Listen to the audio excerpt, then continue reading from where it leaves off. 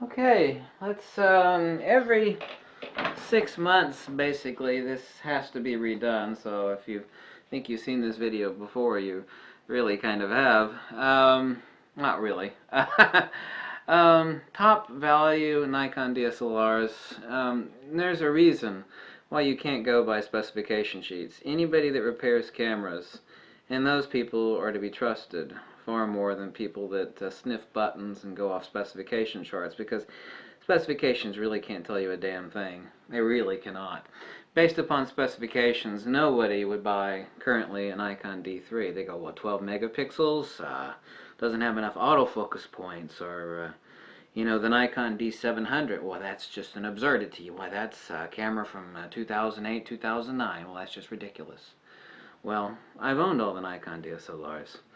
Let's make decisions based upon logic, common sense, what is the case as far as the camera's build, reliability, consistency, output, the way it actually came together across many different platforms of criteria to meet the specifications for demanding users such that they are happy. There have been countless ones of you that have bought the Nikon D700 and the Nikon D3, and God knows endless tens of thousands have bought like refurbed D7100s.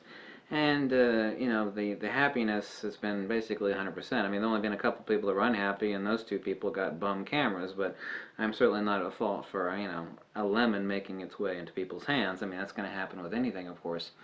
We're going to talk about 7 cameras basically. Now, the 3 that aren't here, and I had a Nikon D4. I regret selling the Nikon D4. I never should have got rid of it, but we all make mistakes. One would be the Nikon D4, D4S, which right now the price is plummeting. Even people in England, where the prices are astronomically high, are reporting that due to the Nikon D5 that's come out, which is a lemon, by the way, that the prices on new and used Nikon D4s and D4Ss have just plummeted right into the basement. And that's happening here in the United States. And that's going to peak here in the next couple, 3 months. The other camera that is not here is the Nikon D800E, which is the predecessor to the Nikon D810, which is my favorite Nikon. And also what I'm filming on right now, which I don't have it in front of me, is the Nikon D750. It is unfortunate that the camera's had so many recalls. The ergonomics on the D750 are incredible. The gray market price on the D750 is incredible. Mine is technically under recall right now, but I'm not going to send it back. They'll just painting a wide swath on potentially damaged shutter assembly units, but I still have time to send it in. And I may eventually to have them replace the shutter assembly mechanism, which is a timing issue. But every company has made mistakes like that. Nikon seems to be making a few more lately than they definitely should be, especially with the Nikon D5, which I found incredibly disappointing. I had one on order, and that order is canceled. And I'm looking forward to the Nikon D500, but I'm not going to go off specifications. So, in no particular order, the cameras that are a top recommendation is what I'm filming with right now, the Nikon D750 on the tripod, filming my ugly face. The Nikon D800E, which is the prequel to the Nikon D810. It does have some very minor autofocus issues, but it can be had very cheaply at around $1,300–$1,400 used like new. Additionally, so now that the price has just plummeted into the basement, the Nikon D4 and D4S 16 megapixel cameras, they are incredible. They're stellar cameras. They actually have, and reviews are coming out now that have summed up what I said. People say, well, you just made one review about the D5. I mean, where are other negative reviews? And they've been pouring in. It turns out the Nikon D5 has the worst based ISO at 100 of any Nikon ever made. I've looked at high ISO comparisons between the D4, D4S, and the Nikon D5. They're horrible. People don't realize, too, they keep talking about high ISO performance. Well, ISO is neither exposure nor is it sensitivity. What you can do as far as ISO in camera is far, far less, regardless of the camera, than what you can do in post, especially with a good computer and great noise reduction software applications. So, the notion that everybody's so incredibly concerned with high ISO performance, they really need to flush that trash out of their head. I mean, they do, and it's really nothing other than a lazy person's way of, avoiding using proper application in post on the computer and removing out you know, the excessive noise that exists at higher ISO, given a camera that is not a magnificent ISO performer. Nikon D810 is my favorite camera right now. Gray market, I know it's about 2,000, 2,100. New, I still think USA warranty regular retail is right at 28, 2,900. The sales are always on and off, so that price is certainly going to fluctuate. I have, ridiculously, I have several of these. It's a Nikon D3. Now, I would not recommend the Nikon D3 or the D3X, especially not the D3X, which has issues. That camera was really a rubber band that was stretched too far. To have that megapixel output on the D3X, it's a loser. The D3S is a very fine camera. I cannot recommend the Nikon D3S because it is a poor value given the price point relative to a Nikon D3, which you can usually be had at $900 to $1,000. It is tough to find a Nikon D3 that hasn't had the piss slapped out of it, because like the Nikon D4 and the Nikon D3 of any variety, they're professional tools and they get slapped around a lot, and they are heavily ragged out usually. So you always have to peel your eye tight and closely for a Nikon D3 that hasn't, you know, been slapped around the corner about 1,000 times. So it's kind of hard to find those, but it can be had easily for $900 to $1,000. This is the toughest Nikon DSLR. Actually, it's the toughest DSLR, period. Doesn't matter if it's Canon, Fuji, Penta, anybody. This is the toughest DSLR ever made. However, you know, you're not going to hammer nails with any of these cameras, so reductively, how important is that? Well, to some people, you know, build quality is something that's cherished, and God knows I cherish build quality, but it's an exquisite damn camera. It's just a flat out exquisite camera. Now, countless, literally, God knows how many endless thousands of people bought the Nikon D700 off my recommendation. Still an extremely high recommendation on the Nikon D700 compared to the value of the Nikon D7200, which does have better ISO performance, what I already told you about ISO, and is a slightly better camera. In some instances it does perform worse at low ISO. It does not have the high ISO banding issues that the D7100 has. However, 99% of you are never going to be using insane ISOs on the Nikon D7100 to even notice that. The rendition, the color saturation, the output from the Toshiba sensor on the Nikon D700 is unmatched. It's exquisite. It's a beautiful, wonderful camera. So many of you are just happier, you know, happier than a woodpecker in a lumber yard with the Nikon. It's a southern expression.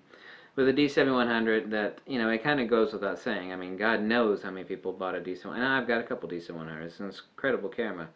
Here's another camera that a lot of you bought, and it's just, this is basically the little brother to the Nikon D3. Both the D3 and the Nikon D700 have the exact same sensor, with the addition of the Nikon D3 battery and the vertical battery grip door. They can both actually have roughly the same continuous high output. They're both tanks. They're both exquisite.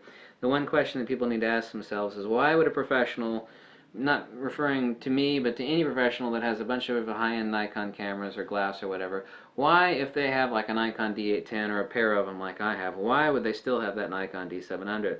The answer is very simple. The output on this camera is just silk, sex, and sugar. It is the finest output for portraiture that I've ever seen and that exists.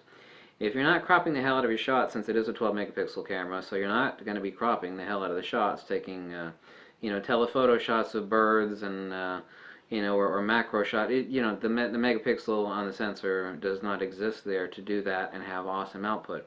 But if you're taking portraiture shots, if you're taking wedding shots, the output, now a lot of stuff can be tweaked in post, obviously. So given that in Lightroom or whatever application you use, Capture One, Photoshop, the output on the D700 is exquisite. This is why this camera is so deeply cherished by so many people that, you know, they say, Bob, you've got two Nikon D810s. Why the hell are you holding on to that old damn Nikon D700? It's because it's exquisite.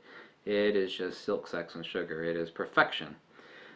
As with I'm filming with right now, the Nikon D750, as I've already stated, it's an exquisite camera, great ergonomics. The price value compared to when it came out, which was just absolutely ludicrously expensive, and it had autofocus sensor bay issues with flare.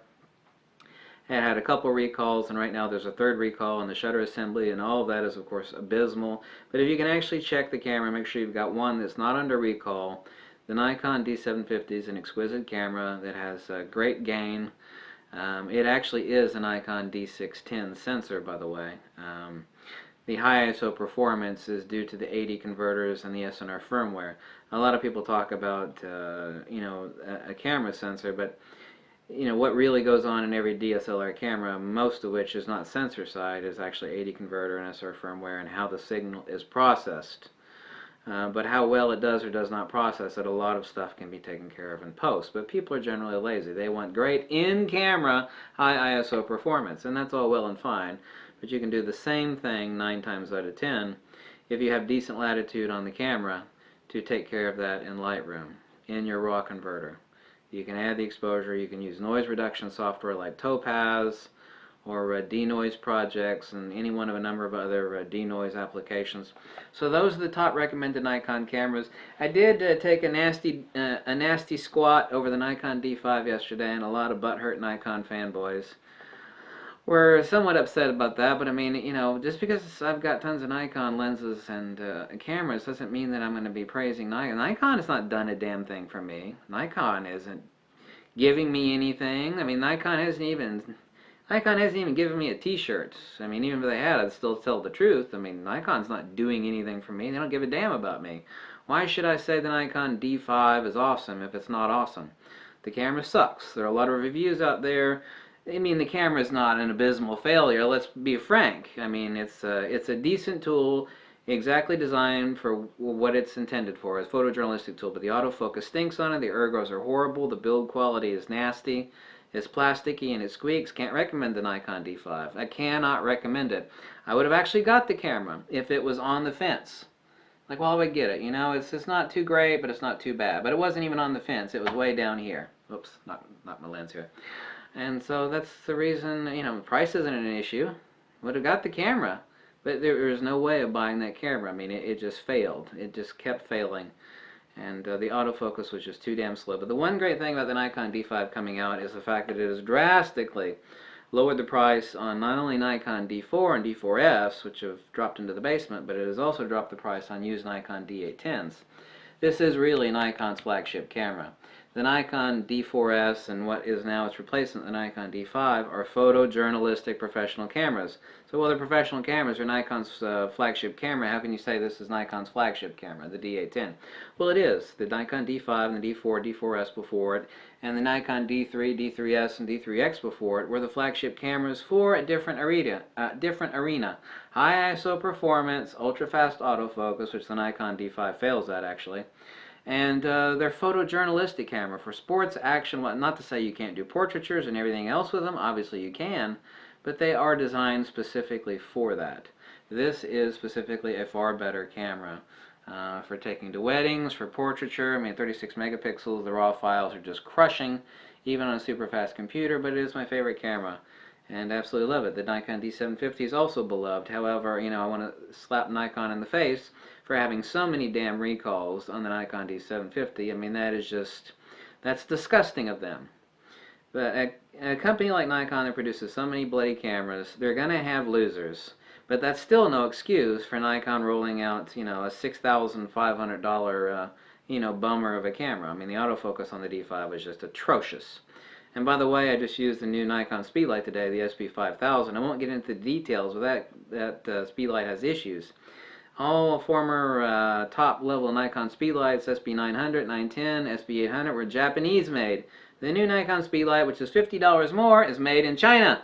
That sucks, and it even feels like it's made in China. But that being aside, that Speedlight has a serious issue, but I won't define what that issue is until I actually find out and examine it more. Otherwise, I'm just, flapping my lips unnecessarily. But that Speedlight does have a serious issue, and I validated it over and over again, but I won't comment on what it is until I'm absolutely certain I know what it is. And I have it for much longer testing than I did today, so that's also unfortunate. But anyway, these are the top Nikon DSLR recommendations. The D810, the D800E, which is not here, the Nikon D3, but not the D3S. D3S is a perfectly fine camera, but the value on it is poor because the price on it is way up in the stratosphere. And for that kind of money, you can get a better camera. Nikon D700, Nikon D700, Nikon D750 I'm filming with right now, and the Nikon D4 and D4S. The Nikon D3X, it cannot be recommended under any way, shape, form, or circumstances. No, no, no on the Nikon D3X. No, for several reasons. And also no on the Nikon D800. Nikon D800 is fine, but it has many issues. The Nikon D800E has an autofocus issue, but it is still a recommended camera. Like I said, you can grab one for $1,200, $1,300 in as new condition. If you look hard, you can certainly find one. But those are my recommendations. So we're looking at 7 different cameras essentially. These 4, the one that I'm filming with, and the Nikon D4 and D4S. Thank you for watching so much. And let me know how I can help you in any way, shape, or form. I'm glad you all are very, very happy with my recommendations, because ultimately I don't give a damn what anybody thinks about me. I am not paid by anybody. Nobody is buttering my bread. And I'm certainly making very, very little money off the commercial revenues from YouTube. So I'm sure as hell not doing it for that kind of money. I am happy and satisfied, and you can look in my eye if you don't believe me. I am happy and satisfied that you all are happy with my recommendations. When you all are happy, then that makes me happy, because I've always been someone that wants to help people. And, you know, whatever you may think about me, I really don't care. People can say anything. It doesn't matter what I say to some people. They're going to hate you. Meaning me, they're going to hate me for whatever I do or say. So that's fine. There's going to be that percentage of people. But the people that actually bought these cameras are very, very happy. But I also have to know, you know, you can't just recommend a camera, and I don't do that. Someone says, what do you recommend? It's like, well, what's the budget, and what do you plan on doing with it? So making a blind recommendation is not good. That's like recommending a little midget Toyota car for some tall dude that's 7 feet tall. It's like, well, that's an awesome car. It's like, yeah, well, dude, I'm 7 feet tall. I can't fit in the damn thing. The same is true ultimately when it comes to these cameras. If I make an awesome recommendation, it may not be awesome for you. I have to know what your budget is and what you plan on doing with it. So, same reason I wouldn't recommend a gigantic SUV for a little person is the same reason I wouldn't recommend a little tiny, you know, Toyota Yaris, I think it is, for some 7-foot tall basketball player. And the same is true for these cameras. So I need specifics to make intelligent, wise recommendations. Thanks for watching. Catch you later. Bye.